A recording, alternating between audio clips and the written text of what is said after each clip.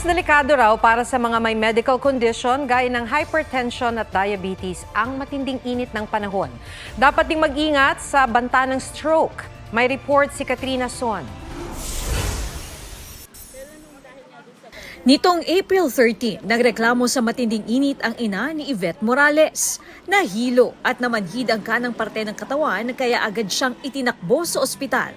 Ang sabi ng doktor, heat stroke. Nagkaroon siya ng mild stroke, under maintenance siya ng mga gamot. Tapos nag-aano siya ngayon, therapy para maibalik yung lakad niya.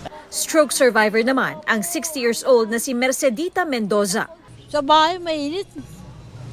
Ang init ngayon ng panahon. Sa tanghali, pinapaliguan ko na siya. Pagdating ng tanghali, doon ko na siya tinatambay sa lugar na medyo malilim. Ang 70 years old naman na si Rudy Blando, di raw nagmimintis ng maintenance drug at maraming tubig ang iniinom. Naga-out of town din para mapreskohan. 2 days kami nag-swimming sa Batangas, pang palamig-palamig, ganyan. Babala ng eksperto ang mga may pre-existing conditions tulad ng mataas na blood pressure, diabetic, hypertensive at obese, dapat mas mag-iingat ngayong tag-init. Ayon sa Centers for Disease Control and Prevention, delikado ang extreme heat sa lahat pero mas delikado ito para sa may mga chronic medical condition. Hindi raw kasi sila agad nakakasabay sa pagbabago ng temperatura. Posible ring may iniinom silang gamot na magpapalala sa epekto ng nararamdamang init. Ang mga obese o overweight, mas mataas ang tsansang mas makaipon ng body heat.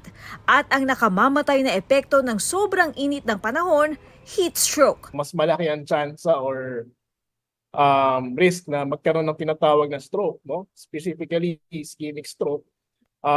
Kapag exposed tayo sa sobrang init na panahon. Para maiwasan ito, uminom ng maraming tubig. Iwasang magbabad sa init. Kumain ng masustansyang pagkain at huwag kalimutang inumin ang mga gamot. Even an hour of exposure, no? Isang oras ka lang mainitan could give you a 1.5 times risk of developing a stroke, no? And that's in general numbers, no? Whether may hypertension ka or wala, may diabetes ka or wala, may previous stroke. Kaya kapag nakakaranas ng pagkautal, pagkawala ng balanse, biglang panlalabo ng mata, pagkahilo at hirap sa pag-iisip at pananalita, agad na magpunta sa pinakamalapit na ospital. Katrina Son, nagbabalita para sa GMA Integrated News. Huwag magpahuli sa mga balitang dapat ninyong malaman. Mag-subscribe sa GMA Integrated News sa YouTube. Sa mga kapuso abroad, subaybayan nyo kami sa GMA Pinoy TV at sa www.gmanews.tv.